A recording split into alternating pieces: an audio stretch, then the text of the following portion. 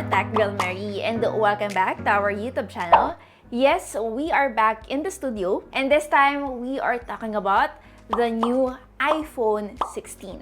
The previous iPhone 16 Pro and Pro Max video that you saw are just first impressions. There will be a full review definitely, but for this video ng iPhone 16, this is already my review. We will be inspecting almost every little detail with this new iPhone 16. Para naman syempre, alam nyo exactly what you are compromising by choosing this less expensive over the iPhone 16 Pro and Pro Max. Tsaka every year na rin naman halos tong problema choosing between the Pro models and the regular ones. And most of the time, this applies to those iPhone users who still has the older models. So the first question is, why should you pick the regular iPhone 16 over the Pros? The main thing you should know about first, obviously, is the pricing. Again, this will be based on the official Apple PH website.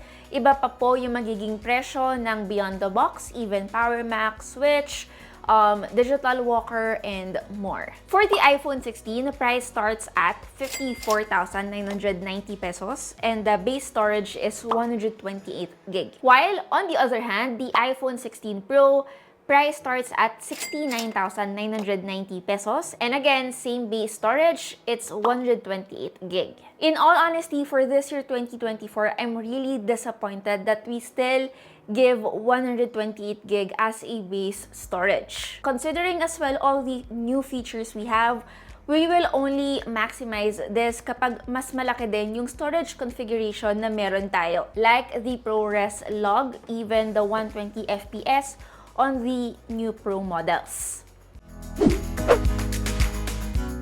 Another main thing you have to consider aside from its price point is of course the display. 6.1-inch and 6.7-inch OLED screens for the regular iPhone 16 and 16 Plus. But I'll be honest with you, while using the regular iPhone 16, it never really made me wanting more. It's good to have this very thin bezels, but it doesn't really matter for every day. But what matters for every day is the refresh rate. As someone who upgrades into an iPhone Pro units every year, again, this is my job, the lack of promotion on the vanilla iPhones is something I really miss. So yes, you are stuck on a 60Hz display when almost every smartphone na nasa ganitong price point already has a 120Hz refresh rate. And I am not nitpicking. This is also the first thing that I felt nung lumipat ako to the regular iPhone 16 after I'm done with the 16 Pro's first impressions. And speaking of the refresh rate, kung i-compare natin siya with other Android devices like the regular S24 and even the Pixel 9, that of course has a variable refresh rate, mapag-iiwanan talaga itong iPhone 16. At the same time, those devices also has an always-on display. Immediately, I said, bakit ang bagal? Is there something wrong with this device? Why is it so laggy? And sinasabi ko lang naman ito because again, I came from a display that is capable of 120Hz refresh rate. So effectively guys, I am seeing a slower animation all throughout. So if you are coming from a device like the iPhone 12 Pro and below that still doesn't have a ProMotion display, I don't think the lack of ProMotion on the iPhone 16 will really bother you. But you know what? Visually, the display doesn't disappoint. Again, kung titignan mo at hindi mo gagalawin. The OLED panel really gets the job done for most things. I was also watching the new season of Emily in Paris here. Enough naman yung display saturation niya and contrast for all the outfits to pop. So yes, when it comes to visual and binge watching your favorite series, you will be very satisfied with its display. At the same time, first time rin guys sa isang iPhone 16 na pwedeng i-reduce yung brightness niya to a single nit. Meaning, if it is as low as a 1 nit minimum brightness, pwede nyong i-dial yung screen down to almost black pero may makikita pa rin kayo. Lalong-lalo na if madilim. Very useful if ayaw nyong makadisturb ng iba.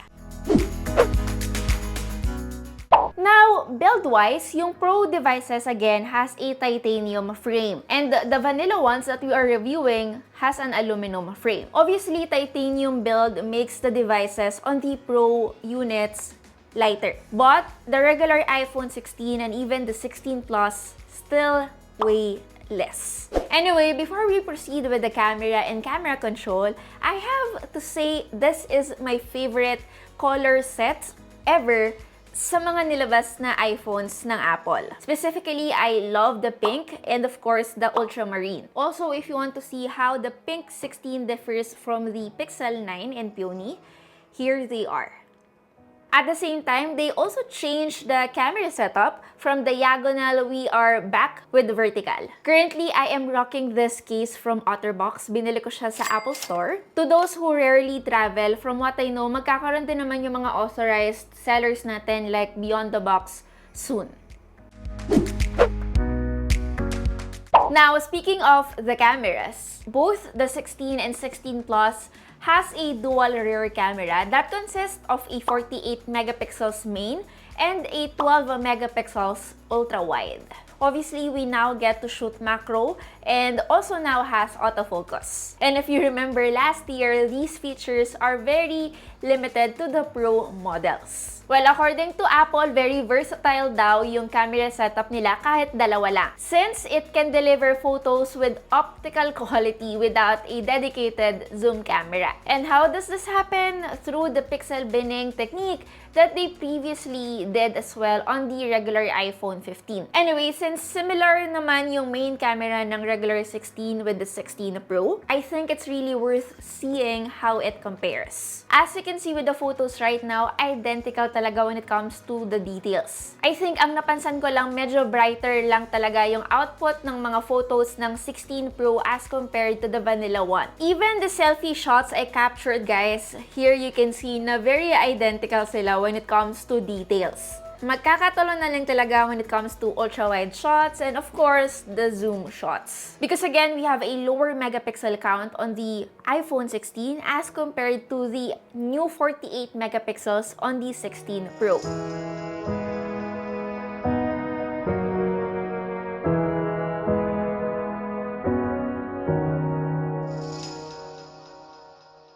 In all honesty, I am surprised that Apple even brought the new feature which is the audio mix on the cheaper iPhones. I thought magiging exclusive siya on the Pro and the Pro Max, considering that again, it's my first time to encounter na may ganito ng feature sa isang flagship device. This feature lets you change and edit your audio quality. Like for example, we have the studio mode wherein inaalis niya lahat ng background noise. From the name itself, studio, it makes the audio quality feels like you are in a studio. I just played a background music para mas makita natin yung difference nila. And there is also a cinematic mode and more. Now, let's talk about buttons. Actually, there are two new buttons. Yung action button that we have on the Pro models last year, nilagay na rin nila dito. Hindi lang yon, hindi rin po exclusive yung camera control button on the Pro models. This time sa lahat ng iPhone 16. Pressing it down all the way, this will allow you to take a photo. Tapos kapag press and hold you naman, this will initiate video recording. At the same time, this will also let you swipe to change between some of the settings like zoom control, exposure adjustment, and more. But in my 1 week of using the camera control button both on the 16 and the 16 Pro, I have to say it takes a bit of getting used to. And para mas ma-maximize ko nga yung camera control button, I made sure na iba na yung niregister ko dito sa action button niya. At the same time, tinanggal ko na rin yung camera shortcut dito sa aking lock screen. Although of course, I know we can just swipe it if we want to access camera. Para naman hindi lahat ng buttons puro shortcut sa camera. Ngayon, ang dami nagsasabi sa inyo sa previous iPhone video ko na gimmick lang naman yan. And sadly, I agree with that. Again, for those who are still using the 15 Pro and 15 Pro Max, it's good to have, but I don't think it's super necessary. To those who are using iPhone 15 series, I don't think you will miss out. Anyway, I am happy to say that this iPhone 16 is powered by an A18 chip. All along, yung hula ko before the Apple event, they will just put an A17 Pro chip. And considering that we have a new iOS 18 and of course a whole new features of Apple Intelligence soon, I believe it needs a lot of power. Kaya rin siguro yung AI, or again, the Apple Intelligence, is exclusive on the 16 series and the 15 Pro and Pro Max. Overall, I really think iPhone 16 is powerful enough. Kaya rin naman, this also is capable of Apple Intelligence. But again, you will have to wait longer. Sabi ko nga sa inyo, they will release this ng last quarter of this year pa. And again, hindi ito isang bagsakan lang, it's per batch, which is again, really frustrating. The device, obviously guys, it's fast with everyday task. Although I felt na umiinit pa rin siya, same with what I experienced with the iPhone 15. But itong mga complaint ko, I'll be honest, it's not the same level of hate that I get with its lack of 120 Hz. Wala siya nung same level of fluidness, smoothness ng animations niya as compared to the Pro models. So if you are a gamer looking for a gaming device that is smooth, I don't think this device is for you. Now let's talk about iOS 18. Maraming changes and I'm pretty sure a lot of you are a bit confused pa rin with some of it. Like for example, yung application grid natin is now flexible. Pwede nyo nang i-place yung mga app icons with spaces between them or even use an empty row. Pwede na rin kayo mag-apply ng color tone to your applications, especially sa mga dark mode lovers dyan. Pwede nyo nang iset yung application to always appear in that shade. Meron na rin tayong dedicated passwords app. Meron tayong passwords before but we have to go to the settings to access it. Ngayon, mas of course, accessible na siya. At the same time, customizable na rin yung ating control center. Meron din major redesign yung Photos app. Nung una medyo nakakalito siya, but again guys, we can adjust it according to our liking. This new feature will automatically organize your library by topics katulad ng people and pets, recent days, and trips. We also have a refreshed calculator app wherein we now have a dedicated erase button there. At the same time, we can also compute now sa Notes app without going to the calculator app.